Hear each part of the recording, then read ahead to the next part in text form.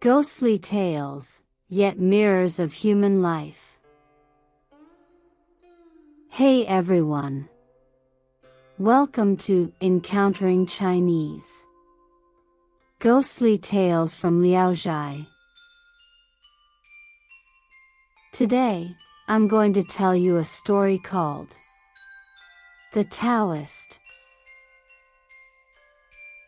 A young man from a wealthy family, surnamed Han, whom we shall call Hansheng, was known for his hospitality. He had a close friend in the village named Su, who frequently visited him for drinks. One day, while Hansheng was hosting guests at his home, a Taoist priest arrived at his doorstep seeking alms.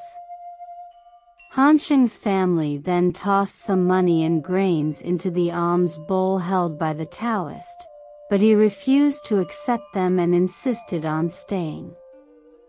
In a fit of anger, Hansheng's family turned away and busied themselves, paying no further attention to him. Hearing the continuous sound of the begging bowl outside, Hansheng inquired about the situation. His family members explained what had transpired. Before they could finish, the Taoist, on his own, walked into the house. Hansheng invited the Taoist to take a seat, and the Taoist, in turn, nodded to Hansheng and the other guests as a gesture of acknowledgement before sitting down. After a brief conversation, Hansheng learned that the Taoist had recently taken residence in a dilapidated temple to the east of the village. Hansheng apologized. "Elder Taoist, when did you arrive at the temple to the east of the village? I hadn't heard about it, and I regret not showing the proper hospitality as the host." The Taoist replied, "I am just a wandering Taoist who has recently arrived in this precious place, lacking friends. I heard you are known for your generosity and hospitality, so I thought of coming here to share a cup of wine with you." Hansheng invited the Taoist to join him for a drink. The Taoist seemed to have a strong tolerance for alcohol and drank heartily with Hansheng. However, Hansheng's friend Su, noticing the Taoist's dirty and torn Taoist robe, treated him rudely. Hansheng also regarded the Taoist as just another wanderer. The banquet continued, and the Taoist consumed more than 20 cups of wine before bidding farewell.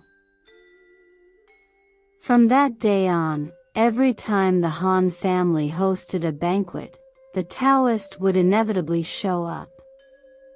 He would eat the food and drink the wine at the Han family's gatherings. Over time, Hansheng started feeling a bit annoyed by his constant presence. One day, while Hansheng, the Taoist, and Su were drinking together, Su sarcastically remarked to the Taoist, "Elder Taoist, you play the role of a guest every day. Don't you ever want to be the host for once?" The Taoist chuckled and replied, "You and I are the same, and we're both carrying a mouth on our shoulders." Su, feeling embarrassed, remained silent. The Taoist continued, "Although I say that, I've been meaning to express my gratitude to all of you for a long time. I'll make sure to prepare some food and wine to thank you for your kindness." After finishing their drinks, the Taoist instructed Hansheng, "Tomorrow at noon, I hope both of you can grace me with your presence at my humble abode." The next day at noon, Hansheng and Su were skeptical if the Taoist would indeed set up a feast. As they walked towards the dilapidated temple, they found the Taoist waiting on the way. The three of them conversed as they walked, unconsciously arriving at the temple gate. Upon entering, they were surprised to find that the once dilapidated temple had been completely renovated, with towering structures extending like clouds. Puzzled, they asked the Taoist, "It seems we haven't been here for a long time. When were these buildings constructed?" The Taoist replied, "They were just completed not long ago." Upon entering the main hall, they discovered that the interior was even more luxurious than that of aristocratic families. They couldn't help but show respect. As soon as they sat down, servants brought in dishes and poured wine for the three of them. These servants, all around 16 years old, were dressed in splendid long robes and crimson satin shoes. The food on the table was fragrant and delicious, exceptionally abundant. After the meal, the servants brought in some desserts and fruits, some of which were exotic, and Hansheng and Su didn't recognize them. The fruits and desserts were served on crystal and jade plates, which glittered, illuminating the table.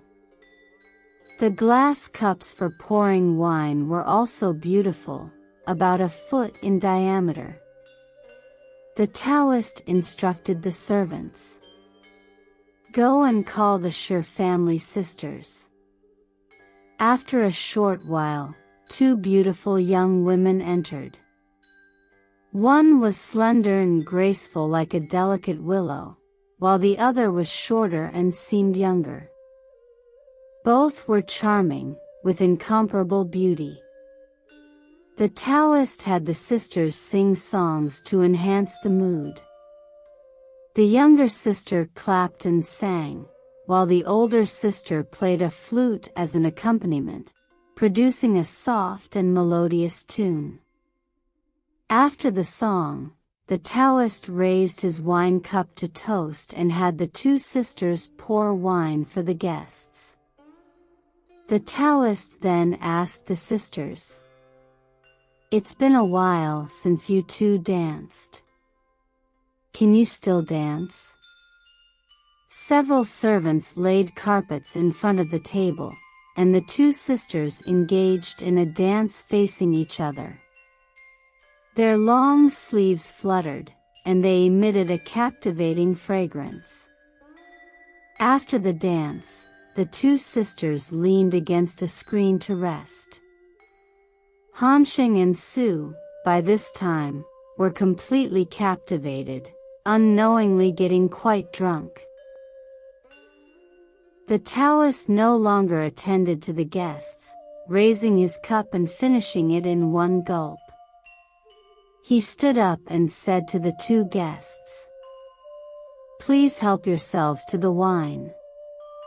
I'll take a short break and be right back." With that, he left. In the southern room, there was a wooden bed adorned with seashells against the wall. The two beauties spread a satin mattress for the Taoist and helped him lie down. The Taoist pulled the older girl to bed with him and had the younger girl stand by the bedside to scratch him. Seeing this, Hansheng and Su were furious.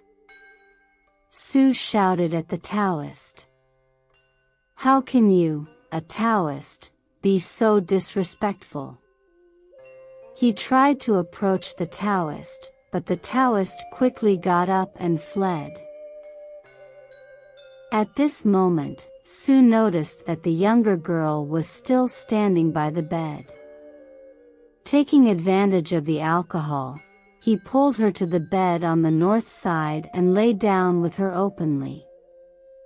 He then looked at the girl on the south bed and found that she seemed to still be lying on the embroidered couch.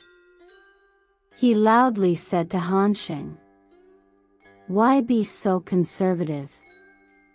Hearing Su's words, Hanxing climbed onto the large bed on the south side, wanting to get close to the beauty. However, he found that the woman was already asleep, and no matter how he tried to move her, she wouldn't budge. Helpless, Hanxing embraced the sleeping beauty from behind and fell asleep.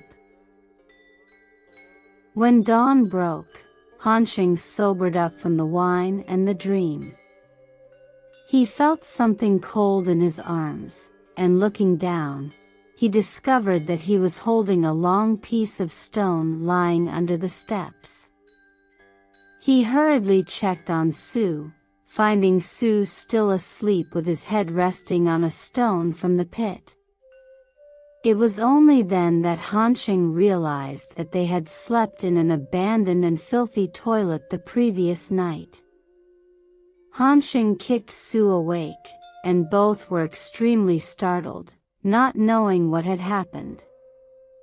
They looked around again and found that the pavilions and towers had all disappeared.